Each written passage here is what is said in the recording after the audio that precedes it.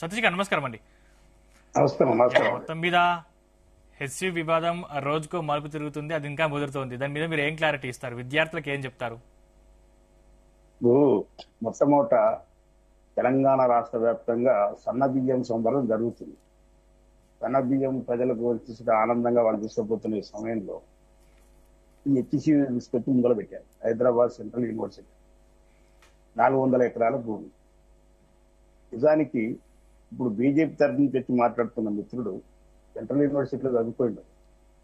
ఆయన ఇప్పుడు BJP party తరఫు నుంచి మాట్లాడు. నేను ఏమంటున్నా, ఈ 400 ఎకరాల భూమి 2004లో చంద్రబాబు నాయుడు గారు, అదే రకంగా సెంట్రల్ యూనివర్సిటీకి సంబంధించుకున్న యాజమాన్యం, అదే రకంగా రెవెన్యూ అధికారులు, బిల్లీరావు అనే ఒక వ్యక్తికి ఒక ఫ్రాడ్ కంపెనీ ఐఎంజీ అనే ఒక ఫ్లోరిడాకు చెందిన సంస్థకు, అది ఐఎంజీ భారత్ అనే దానికి ఒక ఫ్రాడ్ కంపెనీకి వీళ్ళు భూమిని కేటాయించారు. అప్పుడు దానికి బదలాయింపుగా సెంట్రల్ యూనివర్సిటీలో తీసుకున్న 400 ఎకరాల భూమికి బదలాయింపుగా గోపనపల్లి దగ్గర 36 సర్వే నెంబర్ 37లో 397 అంటే దాదాపు 400 ఎకరాల భూమిని సెంట్రల్ యూనివర్సిటీకి దాన్ని భూ బదలాయింపు చేశారు. ఇది అప్పుడున్న రెవెన్యూ అధికారులు ప్లస్ హెచ్సికు సంబంధించుకున్న యాజమాన్యం, ఆ రోజున్న చంద్రబాబు నాయుడు ఒక ఫ్రాడ్ సంస్థకు దీన్ని కేటాయించిన సంగతి అందరికీ తెలుసు. అప్పుడే ఆయన దిగిపోవడం, రాజశేఖర రెడ్డి గారు ముఖ్యమంత్రి కావడం, 2006లో అతడు ఇచ్చిన భూ బదలాయింపులను రద్దు చేసి, ఏదైతే 400 ఎకరాల భూమి ఏదైతే బిల్లీరావుకి ఇచ్చిండో దాన్ని రద్దు చేసిండు. రద్దు చేస్తే బిల్లీరావు ఏం చేసిండు, హైకోర్టుకు పోయాడు. హైకోర్టుకు పోయిండు. కాంగ్రెస్ ప్రభుత్వం ఉన్నది కాదు, ఆ రోజు భూమిని ఓనియకుండా ప్రైవేట్ వ్యక్తులకు ఓనియకుండా, ప్రభుత్వం అంటే ప్రజలకు సంబంధించుకున్న ఆస్తిని కాపాడడం కోసం ఆ రోజు సుప్రీంకోర్టులో హైకోర్టులో కేసేసి దాన్ని ఈ రోజు ప్రధాని నడిచింది. దాని మధ్యలో కేసీఆర్ గారి ప్రభుత్వం వచ్చిన సంగతి అందరికీ తెలుసు. 10 సంవత్సరాల కాలంలో దీని గురించి పట్టించుకునేది ఆయన. మిత్రులు చెప్పినట్టుగా ఆ టీఎన్జిఓస్ సంబంధించుకున్న వాళ్ళ కోసం రోడ్ వేసి, సరే విషయం ఏంటంటే, ఇక్కడ తెలియని విషయం ఏంటంటే, ఈ చుట్టూ కాంపౌండ్ వాళ్ళు కట్టారు, బాగానే ఉంది. 2024 జనవరి 13 వరకు ఆ భూమి హెచ్సికి సంబంధించుకున్నదని చెప్పేసి అనుకున్నారు. కానీ భూమి ఉన్నట్టుగానే ఉంది. కానీ ఇది ఎవరెవరికి కేటాయించిన సంగతి అక్కడ యూనివర్సిటీ పిల్లలకు తెలియదు, ఆ యాజమాన్యానికి కూడా తెలియదు. కొంతమంది ఎవరైతే ఉంటారో బడా నేతలు ఉంటారో వాళ్ళకి ఒక్కరికే తెలిసి ఉంటుంది. భూమి ఉన్నట్టే ఉంటది. ఆ భూమిలో కొన్ని సంఘటనలు మనం గమనిస్తే భూమిలో రైతులు అనుకుంటున్నారు. ఇప్పుడు ఆల్రెడీగా 400 ఎకరాల భూమిని కేటాయించిన సంగతి ఇప్పుడు మా మిత్రులు మాట్లాడుతుండ్రు. ఇందిరాగాంధీ కేటాయించి సరే బాగానే ఉంది, కాంపౌండ్ వాళ్ళు కట్టారు, అంత బాగానే ఉంది. కానీ 400 ఎకరాల భూమిని బిల్లీరావుకి కేటాయించిన సంగతి యూనివర్సిటీలకు తెలియదా, యాజమాన్యానికి తెలియదా? దాని మీద కోర్టులో కేసు నడుస్తున్న సంగతి తెలియదా? అయితే ఈ రోజు ప్రభుత్వ భూమి అంటే ప్రజల భూమి, ప్రజల ఆస్తి. అది ప్రజల బాగోగుల కోసం ప్రభుత్వం నిర్ణయాలు తీసుకుంటుంది. ఈ రోజు 1500 ఎకరాల భూమిని, అదే హైదరాబాద్ సెంట్రల్ యూనివర్సిటీకి 1500 ఎకరాల భూమి ఉంది. ఆ భూమిని కాపాడతారు. దాంట్లో నెమళ్లను రక్షిస్తారు. అదే రకంగా రాక్స్ ఉన్నాయి, లేకపోతే గుట్టలు ఉన్నాయి, ఆ గుట్టలను కాపాడతారు. అదే రకంగా పర్యావరణాన్ని కాపాడతారు. అక్కడ సెంట్రల్ యూనివర్సిటీలో ఇప్పుడు అన్ని రాష్ట్రాల నుంచి విద్యార్థులు, ఇప్పుడు అన్ని దేశాల నుంచి విద్యార్థులు అందరూ చదువుకుంటున్నారు. వాళ్ళకు పర్యావరణం అనేది ఎలాంటి ఇబ్బంది లేకుండా వాళ్ళకి చేస్తారు. కానీ విద్యార్థులు మా భూమి అని చెప్పేసి ఆందోళన చేయడం, రాజకీయ నాయకులు, కుహాన రాజకీయ నాయకులు చెప్పి మాయమాటలు చెప్పి గందరగోళాలకు సృష్టించడానికి ప్రయత్నం చేస్తే ఎట్లా? ఇప్పుడు విద్యార్థులు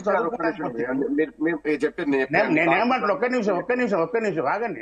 మీరు మాట్లాడినప్పుడు నేనేమంటున్నా, ఈ రోజు ఆ రోజు కాపాడింది రాజశేఖర రెడ్డి గారు అయితే, దాని ఈ రోజు ప్రభుత్వ ఆస్తిగా తీసుకొచ్చింది, ప్రజల ఆస్తిగా తీసుకొచ్చింది రేవంత్ రెడ్డి గారు.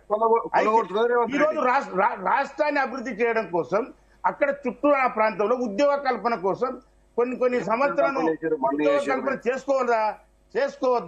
ఈ రోజు ఫారెస్ట్ భూమి అంటారు, రిజర్వ్ ఫారెస్ట్ అంటారు. రిజర్వ్ ఫారెస్ట్ లో ఎవరైనా కాలేజీలు కడతారా చెప్పండి? కనుక వాదనలు అన్నిటి కరెక్ట్ గా చేయాలి. ఈ యూనివర్సిటీకి అప్పుడు కేటాయించారు కాబట్టి దాంట్లో కట్టిరు. వినండి, మీరు ఇప్పుడు మీరు అయిపోయింది, మీరు చెప్పింది నేను చెప్తా వినండి.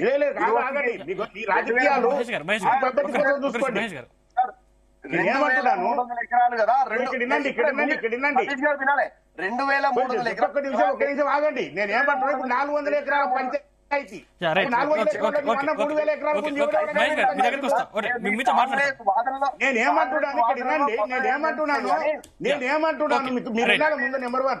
Yeah, okay, okay. సతీష్ గారు, మహేష్ గారు మీ దగ్గరికి వస్తాం. మనతో పాటు బీఆర్ఎస్ నుంచి విజయార్య గారు ఉన్నారు. పోయింది ఓకే రైట్. మనతో పాటు విజయార్య గారు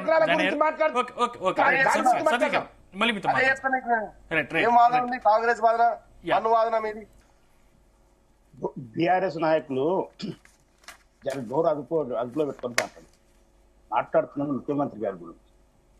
10 సంవత్సరాలు ఈ బీఆర్ఎస్ నాయకులు ఏం బిత్తిరు? మీ ఆస్తులు ఎంత ప్రభుత్వం రానప్పుడు? ఆ భూములు అమ్మడం మీరు ప్రభుత్వం వచ్చిన తర్వాత మీరు సంపాదించిన భూములను అమ్మడమా? అప్పులు చేసి పెట్టిపోయారు కదా. అప్పులు మా ఇంటి కోసం చేయలేదు సతీష్ గారు, అప్పులు మా ఇంటి కోసం జరగండి ఏమంటున్నా నేను మీరు డిస్టర్బ్ చేయక మీరు మాట్లాడుతున్నప్పుడు నేను ఏమనలే. మీరు కంక్లూడ్ ఇవ్వండి సతీష్ గారు. తెలంగాణ రాష్ట్రం ఏర్పడక ముందు కేసీఆర్ ఆస్తులు లేదు. ఆస్తులు అమలు పట్టండి. సెంట్రల్ యూనివర్సిటీ భూముల కోసం ఎందుకు పోతారు? వాళ్ళని ఎట్ట చేయాలండి? 7.5 లక్షల కోట్ల రూపాయలు అప్పు చేసి పెట్టిండు. మరి దాన్ని రికవరీ చేయండి. కేసీఆర్ గారి ఫ్యామిలీ దగ్గర ఉన్నటువంటి 1 ఎకరం భూమి గిట్ట ప్రభుత్వానికి గాని ఆస్తిది గాని ఉంటే మీరు రికవరీ చేసి చూపెట్టాలి కదా. మీకు దమ్ము ధైర్యమే లేదు. మేము ఓపెన్ ఛాలెంజ్ కేసీఆర్ గారు చేశారు, ఓపెన్ ఛాలెంజ్ కేటీఆర్ గారు చేశారు, ఓపెన్ ఛాలెంజ్ హరీష్ గారు చేశారు, సతీష్ అన్న చేశారు. మేము 1 రూపాయికి అవినీతికి పాల్పడితే మీరు ప్రజల ముందు పెట్టామని చెప్పి హరీష్ రావు గారు అన్నారు, కేసీఆర్ గారు అన్నారు. మీరు చెయ్యరే, అనవసరంగా గప్పాలు కొడతా ఉంటారు. ఉన్న భూములను ఎన్ని వేల ఎకరాలు కొల్లగొట్టిండ్రు. ఫామ్ హౌస్ పేరుతో ఎన్ని వేల ఎకరాలను జమ చేసుకున్నారు. కోట్ల రూపాయలు తీసుకొచ్చి 1000 ఎకరాల భూములకు ఒక బిడ్డ భూములు అమ్మేసి పులేశ్వరాన్ని కట్టిండ్రు. ఇవన్నీ మొత్తం ప్రజలు ఎత్తున పెట్టిండ్రు. ఇప్పుడు హెచ్సి హైదరాబాద్ సెంట్రల్ యూనివర్సిటీకి సంబంధించిన 400 ఎకరాల భూమి కూడా వాస్తవానికి అది వీళ్ళు దమ్ముంటే ఒక ఎకరం తీసుకున్నా దాన్ని బయట పెట్టండి, నిగ్గు తేల్చండి అని చెప్పి సవాల్ విసురుతా ఉన్నారు. సతీష్ గారు మీరు ఆ సవాల్ స్వీకరిస్తారా? నేను చూశాను. నెమళ్ళు ఉన్నాయి, జింకలు ఉన్నాయి. పర్యావరణాన్ని కాపాడుతుంది ప్రభుత్వము. 1500 ఎకరాల భూమిని సెంట్రల్ యూనివర్సిటీ సంబంధించుకోవడానికి కాపాడుతుంది. అక్కడున్న ఎలాంటి వన్య ప్రాణులకు ఎలాంటి ఇబ్బంది జరగదు, ఏం జరగదు. ఇంకొక విషయం చెప్తున్నాను. ఈ 400 ఎకరాల భూమిని 2004లో అమ్మిండు ఆయన. సెంట్రల్ యూనివర్సిటీకి సంబంధం లేకుండా దాన్ని బయటికి తీసిర్రు. దానికి ఆల్రెడీ ఒప్పందం చేసుకుంది గోపన్పేట దగ్గర. ఇప్పుడు కోట్ల కేసు వైపు అంటే ప్రైవేట్ వ్యక్తులకు పోతే బాగుంటుందా? ఇది ప్రజల ఆస్తి. 400 ఎకరాల భూమిని తీసుకున్నది ప్రభుత్వం.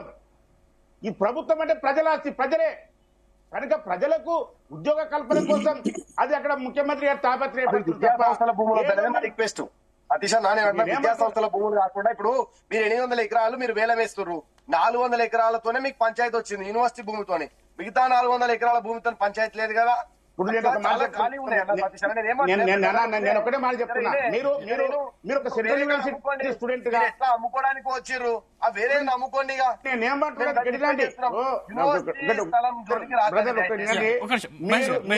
మీరు యూనివర్సిటీ స్టూడెంట్ గా ఇప్పుడు బీజేవైఎం పార్టీ నాయకుడిగా నేను ఏమంటున్నాను, బీజేపీకి సంబంధించుకున్న ఒక సంస్థకు సంబంధించిన నాయకుడిగా నేను ఒకటే విజ్ఞప్తి చెప్తున్నాను. మీరు ముఖ్యమంత్రి గారు చూస్తే సార్ ఇక్కడ విద్యా సంవత్సరాలు నెలకొల్పండి, లేకపోతే ఇంకోటి చేయండి అని మీరు ఇవ్వండి. కానీ గతంలోనే ఈ భూమిని చంద్రబాబు నాయుడు ఆంపటి చేయించుడు. దాన్ని కాపాడింది కాంగ్రెస్ పార్టీ. అది గమనించండి. అయ్యా చనిపోయి రాజశేఖర రెడ్డి గారు, అయ్యా ఆ భూమిని కాపాడింది రాజశేఖర రెడ్డి గారండి. రాజశేఖర రెడ్డి గారు స్వర్గంలో ఉన్నారు. లేలే ఆయనకు నమస్కారాలు చేయాలి. ఆయన కాపాడిండు. ఈ రోజు కోర్టు కాపాడింది. దాన్ని తీసుకుపోయి రేవంత్ రెడ్డి గారు అమ్మ చెప్తున్నారు. దాన్ని మేము వ్యతిరేకిస్తా ఉన్నాం. సిబిఐ కేసు పెట్టి చేస్తామని చెప్పి అన్నారు కదా. నేను ఒకటి చెప్తున్నా, మేము గానీ మీ మీద సిబిఐ ఎంక్వైరీ పెడితే మీరు అందరూ కూడా జైల్లో ఉంటారు. మీ బీఆర్ఎస్ కూడా మరి 100% చెయ్యమని చెప్తారు. నీకు దమ్ము ధైర్యం ఉంటే మా అవినీతిని బయట పెట్టండి. నీకు చేత కాదు, గప్పాలు కొడతారు. 15 నెలలు అవుతా ఉంది. 1 రూపాయి మీరు స్వీస్ బ్యాంకులలో దాచిపెట్టిన డబ్బు,